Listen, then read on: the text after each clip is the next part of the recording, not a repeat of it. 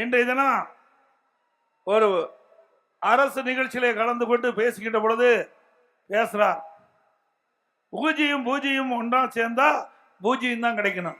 ஸ்டாலின் அவர்களே, உங்களுடைய கனவு அப்படி இருக்குது, நாங்க என்ன செய்யறது? ஆனா நாட்டை ஆள போவது யார் என்று தெரியும்.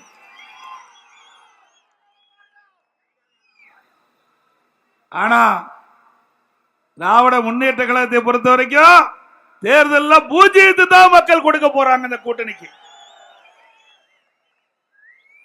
இன்றைக்கு நடைபெறுகின்ற தேர்தலில் ராஜ்யம் யாருக்கு என்று மக்கள் பார்க்கின்ற பொழுது நம்முடைய கூட்டணிக்கு தான் ராஜ்யம். யாருக்கு பூஜ்ஜியம் இல்லைன்னா ஸ்டாலின் தலைமையில் இருக்கின்ற கூட்டணிக்கு. ஆகவே ஸ்டாலின் அவர்களே, பூஜ்ஜியத்தை பற்றி சிந்தித்து சிந்தித்து உங்களுடைய காலம்தான் விரைவாகும் என்பதை இந்த நேரத்தில் தெரிவிக்க விரும்புகின்றேன்.